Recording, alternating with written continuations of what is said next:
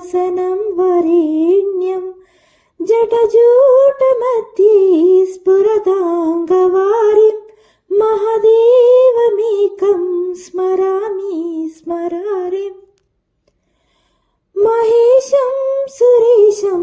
सुररातिनाशं विभुं विश्वनाथं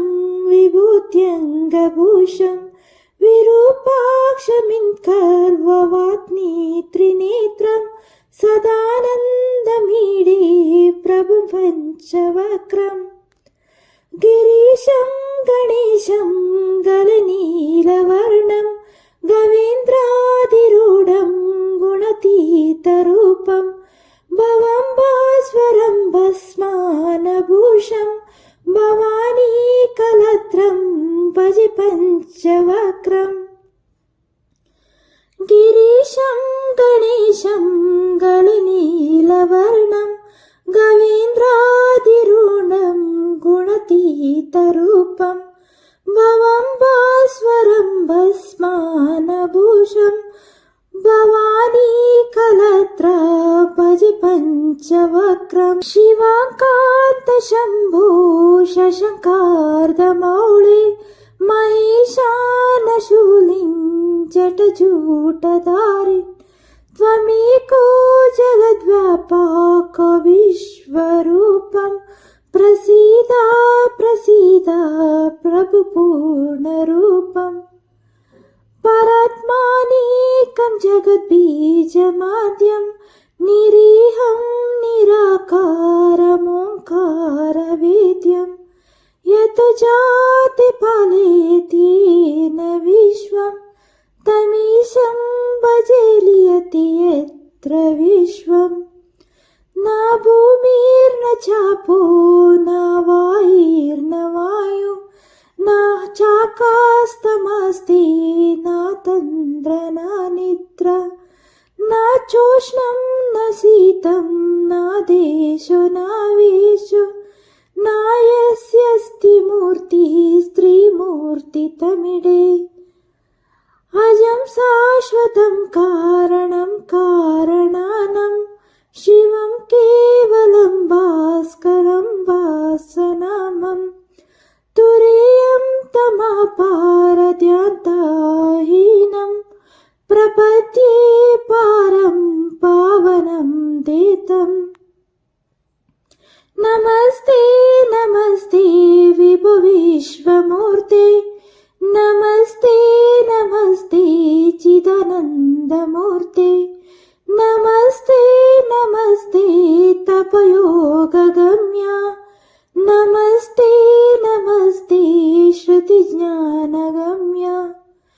प्रभुशूलपाणि विभो विश्वनाथ महादेव शम्भो महेश त्रिनेत्र शिवकान्त शान्त स्मरारे पुरारे त्वदलन्यो वरेण्यो नामन्यो नागन्यो शम्भो महेश करुणामय शूलपाणि गौरीपते पशुपते पशुपाशनाशिन् काशीपते करुणाय जगदीतदेका स्वाहंसि पासि विददासि महेश्वरोऽसि त्वत्वो जगद्भवति देव भव स्मरारे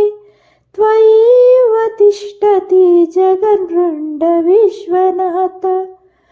त्वयैव गच्छति लयं जगदीतदीश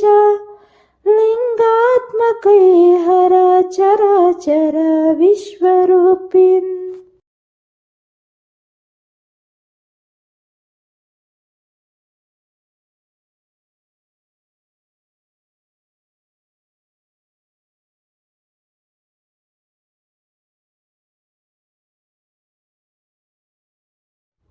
ॐ नमः शिवाय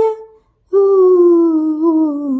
नमः शिवाय ॐ नमः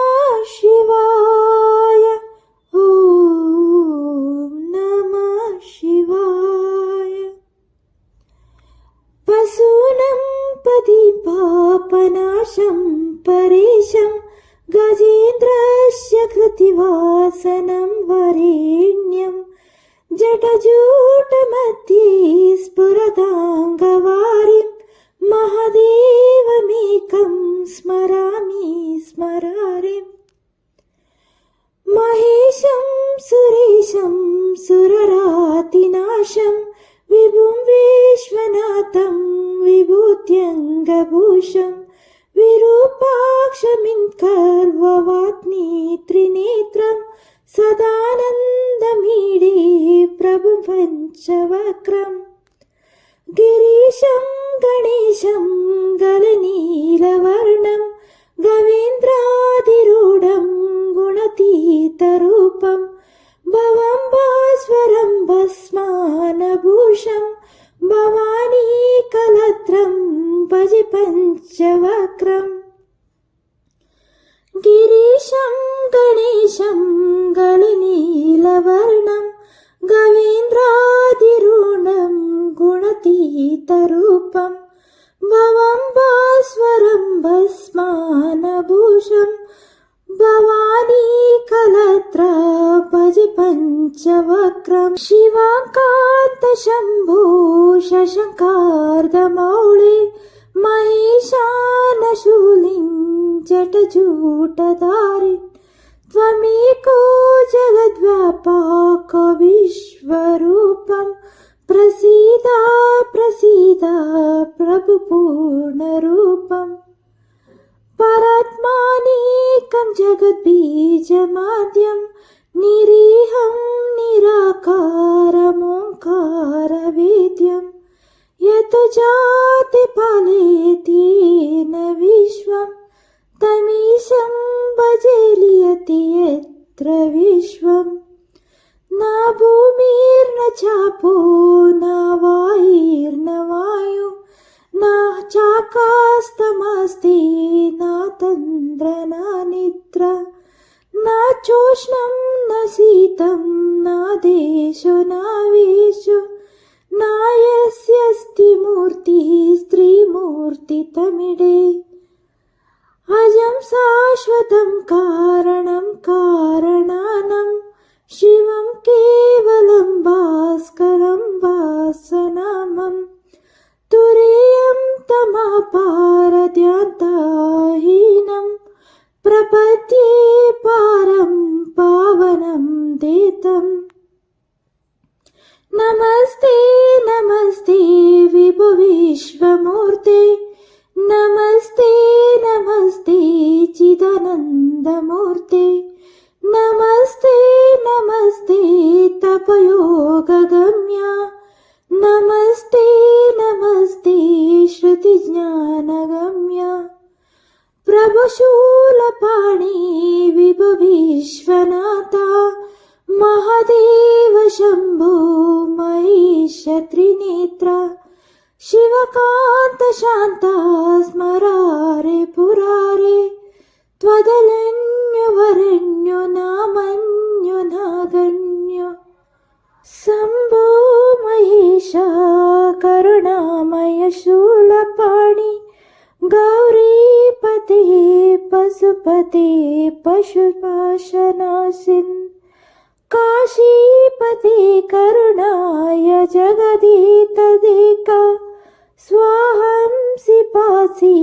विददासि महेश्वरोऽसि त्वत्वो जगद्भवति देव भव स्मरारे त्वयैव तिष्ठति जगन्मृण्ड विश्वनाथ त्वयैव गच्छति लयं जगदीतदीश लिङ्गात्मके हर चराचर विश्वरूपिन्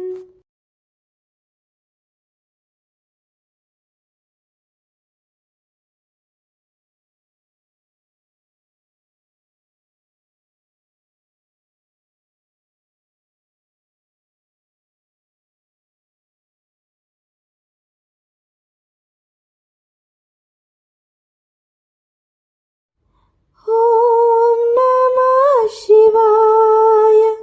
ॐ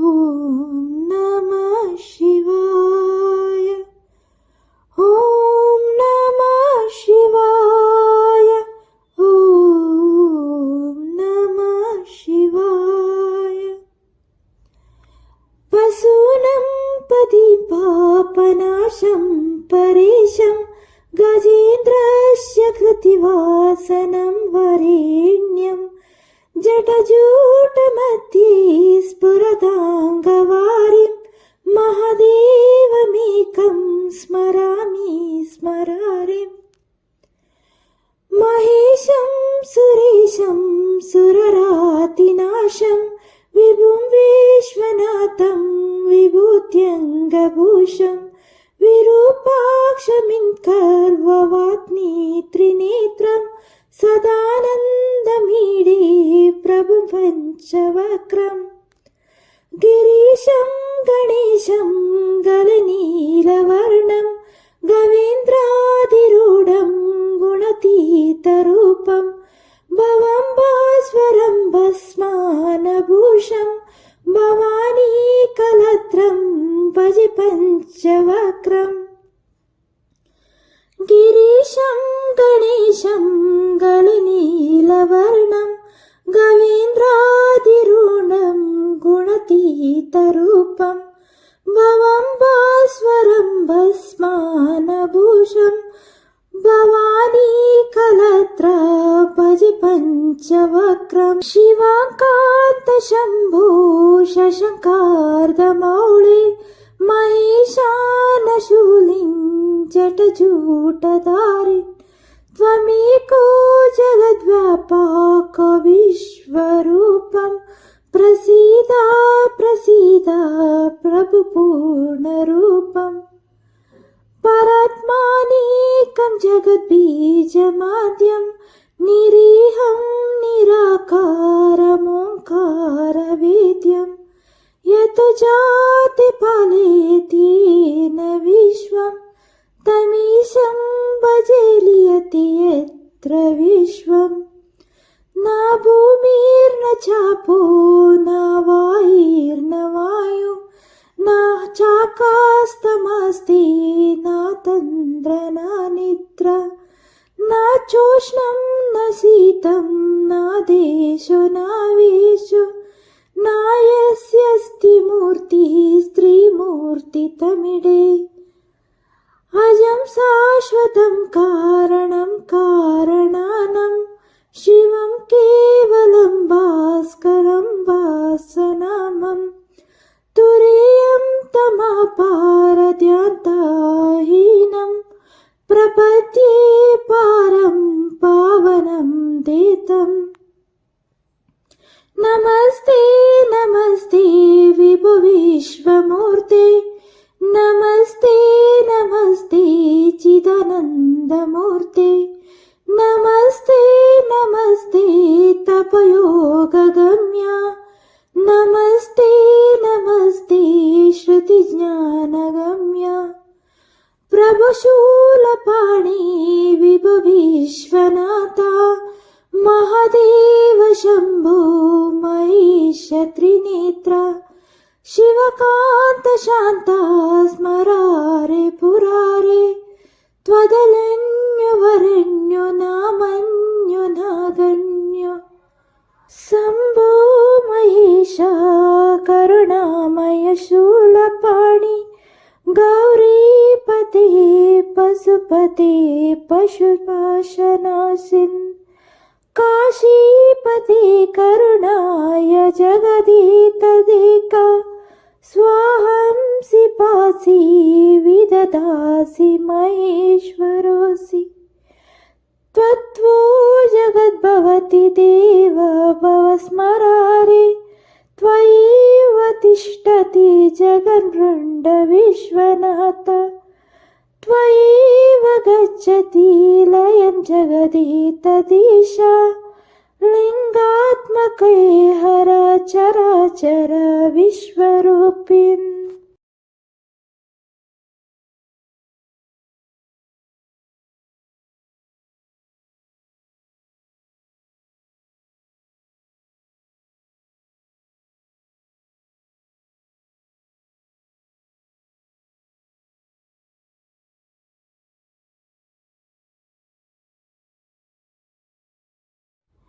ॐ नमः शिवाय ॐ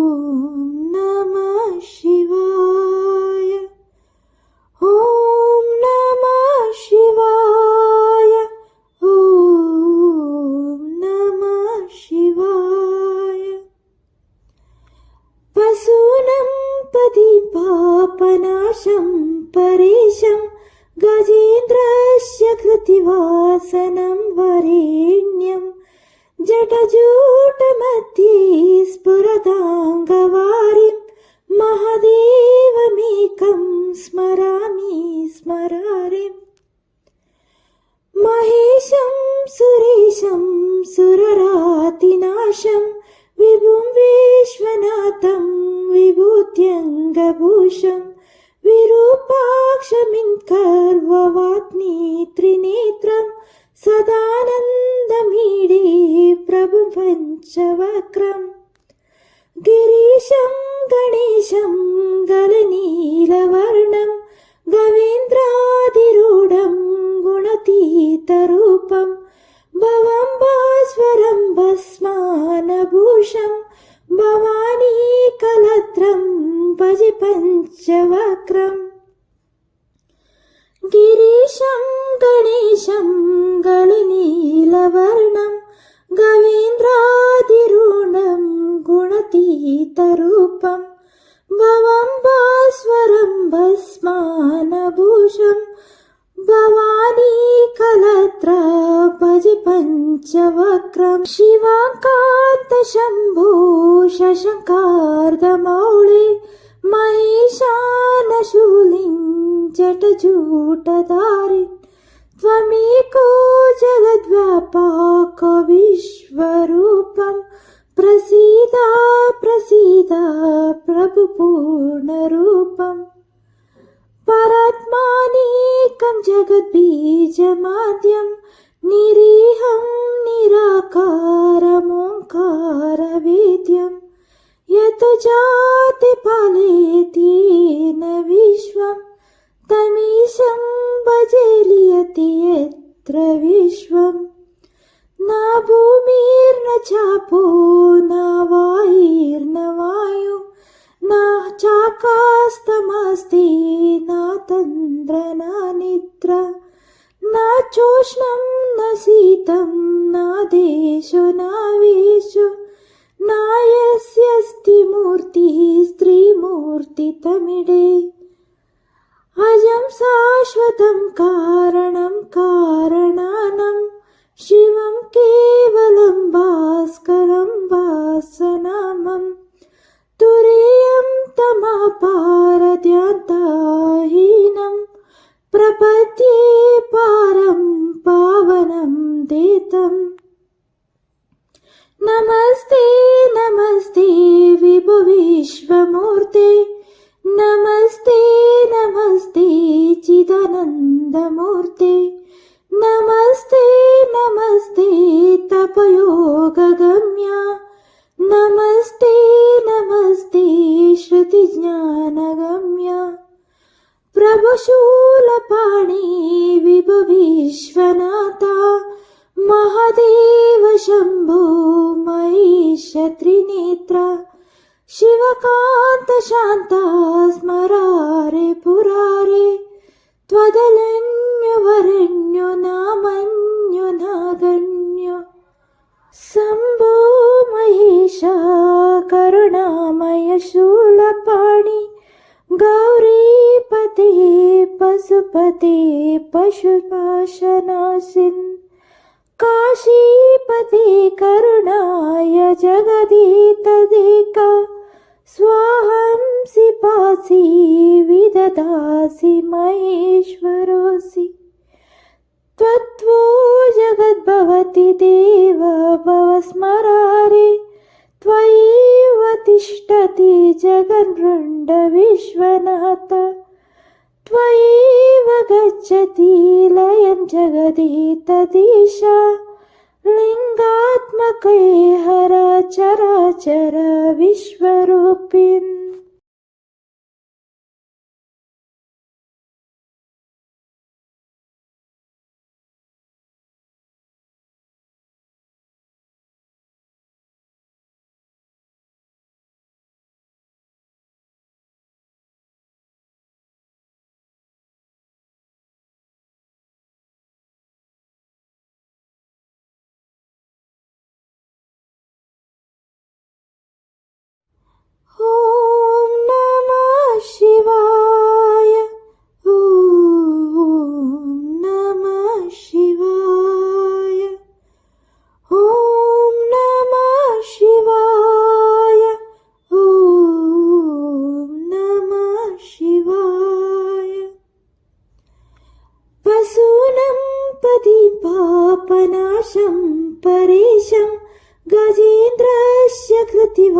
सिंहासनं वरेण्यं जटजूटमध्ये स्फुरदाङ्गवारिं महादेवमेकं स्मरामि स्मरारिम् महेशं सुरेशं सुररातिनाशं विभुं विश्वनाथं विभूत्यङ्गभूषं विरूपाक्षमिङ्कर्ववात्नी त्रिनेत्रं सदानन्दमीडे प्रभुं पञ्चवक्त्रम् गिरीशं गणेशं गलनीलवर्णं गवेन्द्राधिरूढं गुणतीतरूपं भवं भास्वरं भस्मानभूषं भवानीकलत्रं भजे पञ्चवक्त्रम् गिरीशं गणेशं गलनीलवर्णं गवेन्द्राधिरूढं गुणतीतरूपं भवं भास्वरं भस्मानभूषं भवानीकलत्रा भजे पञ्चवक्त्रम् शिवाकान्तशम्भो शशङ्कार्धमौळे महेशानशूलिं जटजूटधारि त्वमेको जगद्व्यापक विश्वरूपं प्रसीद प्रसीद प्रभु पूर्णरूपम् परात्मानेकं जगद्बीजमाद्यं निरीहं निराकारमोङ्कारवेद्यं यतो जाति पालयत्येन विश्वं तमीशं भजे लियति यत्र विश्वं न भूमिर्न चापो न वायुर्न वायु न चाकास्तमस्ति न तन्द्र न निद्रा न चोष्णं न शीतं न देशो न वेषो न यस्यस्ति मूर्तिः स्त्रीमूर्तितमिडे अजं शाश्वतं कारणं कारणानं शिवं केवलं भास्करं भासनामम् तुरीयं तमापारद्यान्ताहीनं प्रपद्ये पारं पावनं देतम् नमस्ते नमस्ते विभो विश्वमूर्ते नमस्ते नमस्ते चिदानन्दमूर्ते नमस्ते नमस्ते तपयोगगम्या नमस्ते नमस्ते श्रुतिज्ञानगम्या प्रभुशूलपाणि विभो विश्वनाथा महादेव शम्भो महेश त्रिनेत्रा शिवकान्त शान्ता स्मरारे पुरारे त्वदलन्यो वरण्यो नामन्यो नागण्यो शम्भो महेशा करुणामय शूलपाणि गौरीपते पशुपते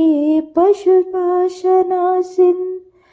काशीपते करुणाय जगदीतदेका स्वाहंसि पासि विददासि महेश्वरोऽसि त्वत्तो जगद्भवति देव भव स्मरारे त्वयैव तिष्ठति जगन्मृण्ड विश्वनाथ त्वयैव गच्छति लयं जगदेतदीशा लिङ्गात्मके हर चराचर विश्वरूपिन्।